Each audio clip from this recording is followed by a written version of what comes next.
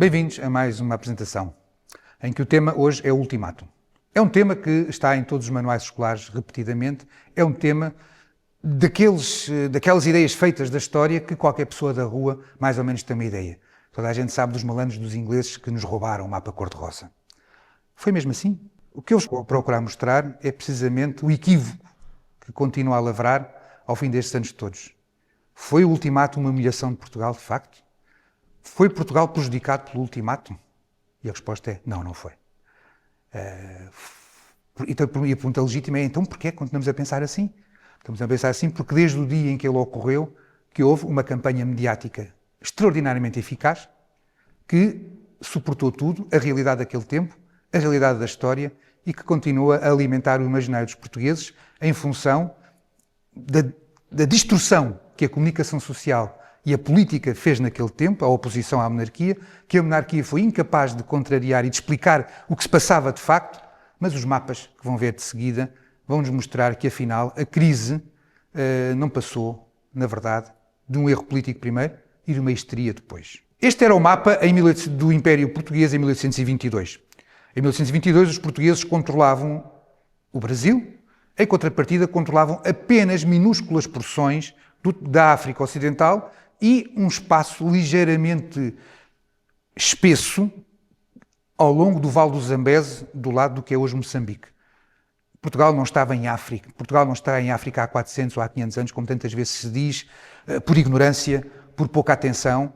Portugal esteve em África, como todas as potências europeias, a partir da Conferência de Berlim, e antes limitou-se a ter pequenos enclaves ao longo da costa, sobretudo na costa oriental africana, porque na costa ocidental, até ao final do século XIX, as posições portuguesas, seja na Guiné, seja em Angola, eram assaz diminutas. É verdade que o nosso imaginário, enquanto crescemos, e muitos de vós, enquanto professores, cresceram, foi neste ambiente, foi neste mapa disparatadíssimo. Não é disparatado, é disparatadíssimo. Este mapa passou, eu aprendi com ele há 50 anos, os meus filhos ainda foram condicionados por ele e a maior parte das crianças durante muito tempo foram condicionadas por ele. Hoje procuramos que os manuais já não tenham este erro grosseiro, que é de imaginar que toda a costa africana foi dominada pelos portugueses, que toda a costa asiática foi dominada pelos portugueses. Isso nunca aconteceu. Um dos problemas graves da historiografia portuguesa contemporânea é que continua a discutir a partir da epopeia. Continua a discutir a partir das crónicas triunfalistas do século XVI e do século XVII. Ora, o trabalho do historiador não é criticar a narrativa das fontes, é criticar as fontes. E, portanto, o problema não é eu dizer que aquilo que está contado mal é um erro, é desfazer o erro e, portanto, é contar bem o que foi contado mal. Quero com isto dizer o quê? Quero com isto dizer que o Império Português nunca teve a grandeza que os cronistas invocaram. Os portugueses, insisto, nunca controlaram estas linhas de costas contínuas, como estão aqui assinaladas. Muitos destes locais nunca viram um português na vida, sequer. E, portanto, há uma ideia de grandeza disparatada, própria de uma linguagem do Estado propagandística, própria de um Estado nacionalista, mas que, num país democrático como o nosso, não pode continuar a ser usada. Não faz sentido nenhum que, eu creio que esta imagem já foi praticamente abandonada dos manuais escolares, mas há 10 anos ainda estava nos manuais escolares. E nunca foi verdade. E, portanto, o primeiro passo é compreendermos que a narrativa entusiasmada, uma narrativa que, por exemplo, em todos os combates que se passaram na América, em África ou na Ásia, em regra omite a colaboração crucial, essencial, indispensável dos indígenas. Não há uma vitória militar portuguesa na América, em África ou na Ásia até ao século XIX que não tenha sido obtida fruto da participação nesses mesmos conflitos de inúmeros indígenas. Veja-se, só para rematar, que tem a ver com a crise do ultimátum, o caso de Gungunhana. O que é que nos diz a tradição? A tradição fala-nos apenas de que Mozinho de Albuquerque, com cerca de 50 homens, entrou por Chaimite e, com a sua voz tronitroante, conseguiu subordinar e fez render o grande chefe africano. A cronística esquece de dizer sempre que estavam 2.000 guerreiros aliados dos portugueses do lado de fora de Chaimite a bater com as lanças nos escudos e a apoiar os portugueses que tinham entrado, porque eles também eram inimigos dos vátuas. A história patrioteira não quer falar destes 2.000 indígenas, porque senão lá se vai o feito do herói, sozinho, de peito feito. E os anti-imperialistas não ficam muito embaraçados que afinal o colonialismo não foi uma obra dos europeus, mas uma obra de alianças sistemáticas que os europeus foram capazes de forjar na América, em África e na Ásia, e só assim é que se foram capazes de impor, na maior parte dos casos, mesmo na história contemporânea, e sempre nos tempos mais recuados. Ora, passemos então ao que se passou em relação à crise do mapa cor-de-rosa. A crise do mapa cor-de-rosa decorre de uma nova forma como os europeus passaram a relacionar-se com a África. Os portugueses, tendo perdido o Brasil, evidentemente que passaram um tempo, a perda do Brasil coincide com a guerra civil entre liberais e absolutistas e, portanto, o país só começou a lamber as feridas de um período de quase anarquia no fim da Guerra da Patuleia e quando se dá a regeneração em 1851. A partir daí, sim, pôde voltar a encarar o seu espaço ultramarino, sobrevivente, de alguma forma, e tentar dar-lhe uma nova forma. E quando pensou em dar-lhe uma nova forma, ocorreram três coisas fundamentais para que não só eles, portugueses, pudessem olhar para a África de uma nova forma, mas para que toda a Europa olhasse para a África de uma nova forma. A primeira coisa foi que apareceram novas armas, em que, fundamentalmente, apareceu um novo modelo de disparo, que é o da metralhadora. Mais que os canhões, e naturalmente muito mais que as espingardas, são as metralhadoras que vão fazer a diferença. Na década de 60 do século XIX, há um grupo inglês que ainda é massacrado na Somália, porque, por mais eficaz que fosse o seu equipamento militar, por mais adestrados que fossem os soldados ingleses, eram poucos face à multidão. Estima-se que um exército pré-colonial, ou seja, um exército do princípio do século XIX, com espingardas, um exército europeu de homens bem treinados e com espingardas, podia superar uma desvantagem de 1 para 3. Mas não mais do que isso. Porque as armas demoravam a recarregar e os inimigos não paravam de correr. E, portanto, havia uma altura, e depois, quando chegassem ao corpo a corpo, um grupo diminuto de europeus era engolido imediatamente pelos sobreviventes dos seus inimigos. As armas de disparo automático, que já não precisam de recarregar para fazer cada tiro, vão ser já uma alteração significativa e, sobretudo, a introdução da metralhadora. E aí a desproporção já pode ser de 1 para 30, que os europeus continuam, os donos das metralhadoras continuam a vencer as batalhas.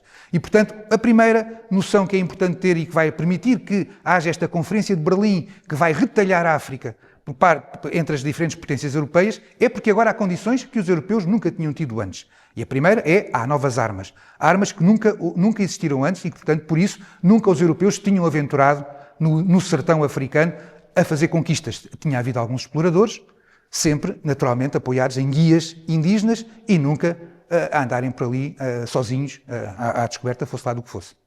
Às novas armas acrescentam-se novos medicamentos.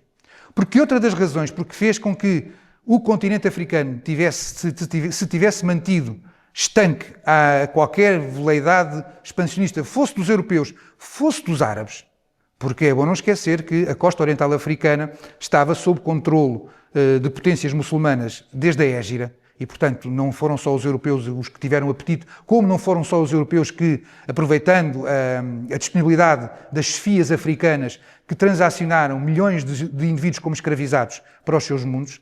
Antes dos europeus, os portugueses e os europeus em geral começarem a fazê-lo, já os muçulmanos o faziam há muito tempo ao longo da costa oriental africana e continuaram a fazer até muito mais tarde do que os europeus.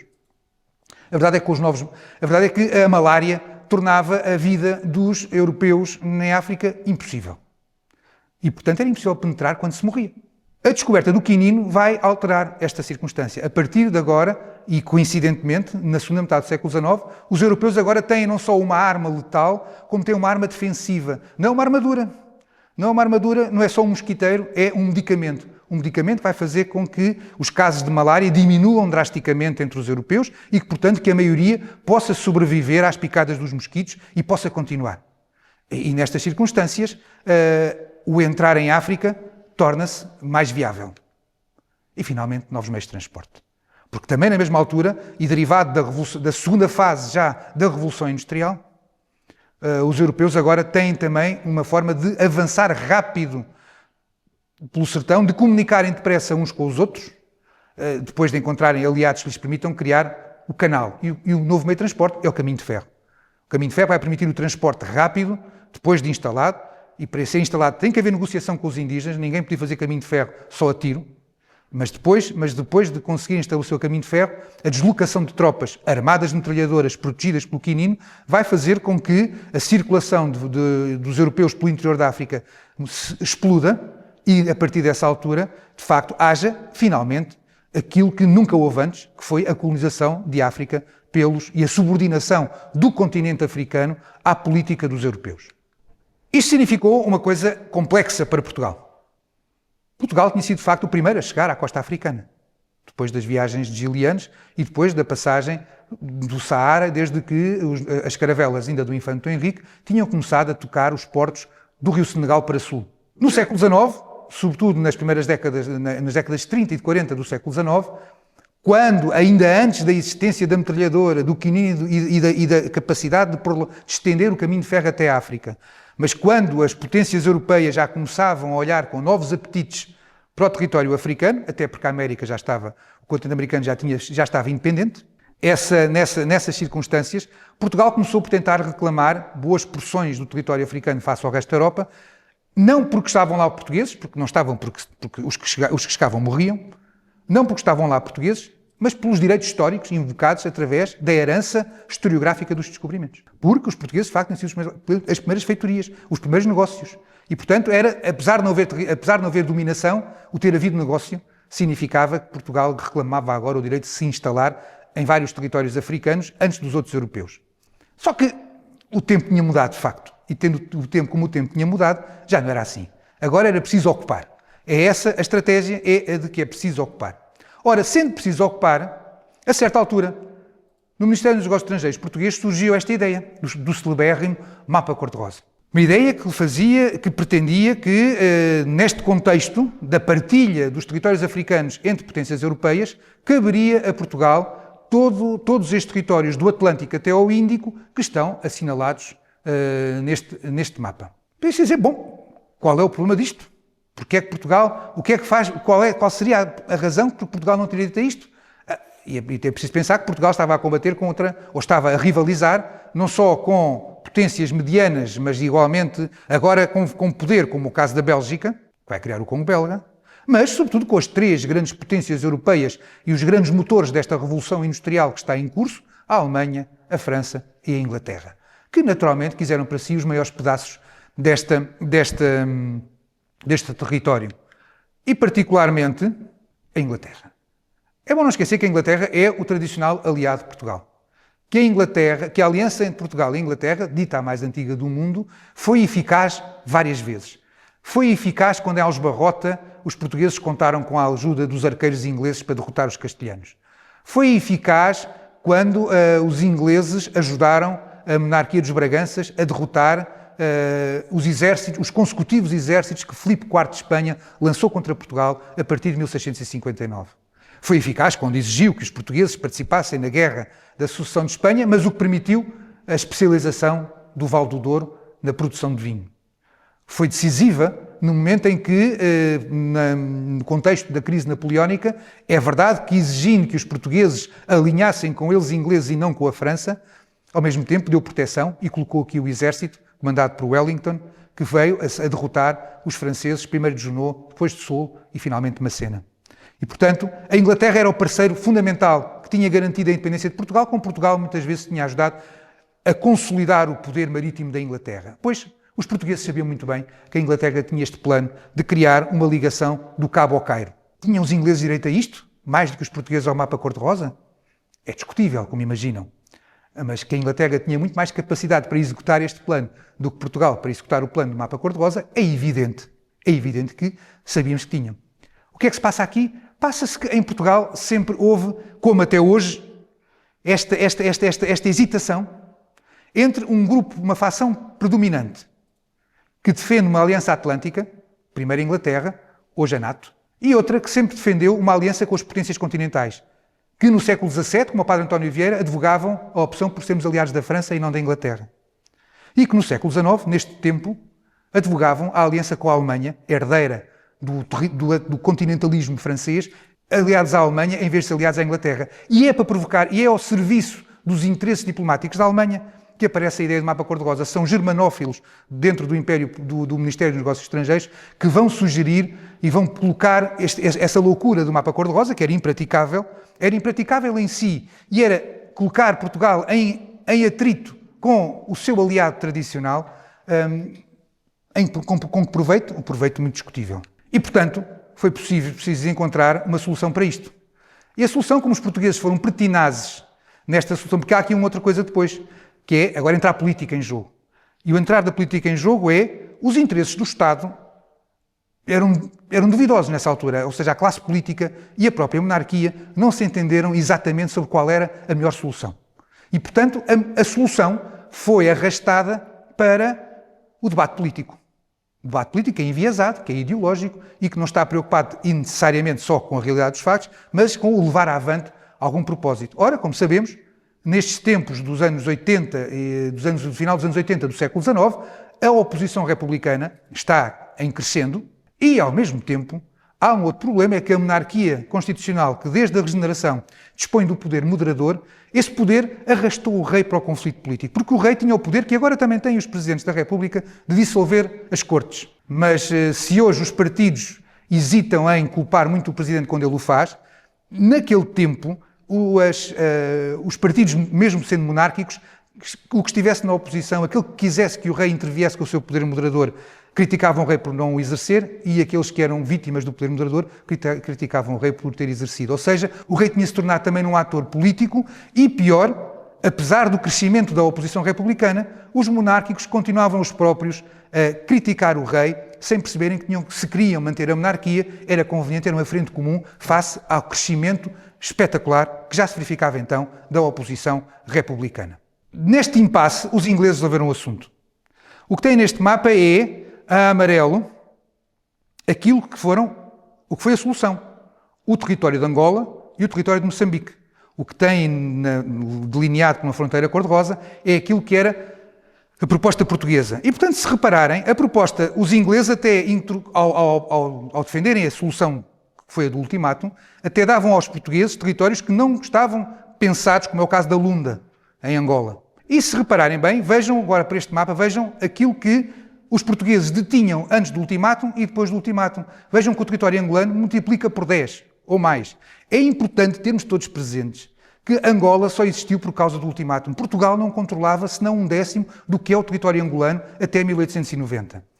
Angola é filha do ultimátum e, portanto, Portugal acrescentou desmesuradamente o seu território no sudoeste africano por causa deste ato político. E Moçambique, boa parte já estava debaixo do controle português, mas o crescimento no norte e em Tete é derivado também daquilo que são, podemos dizer de certa maneira, as escolhas, as concessões dos ingleses.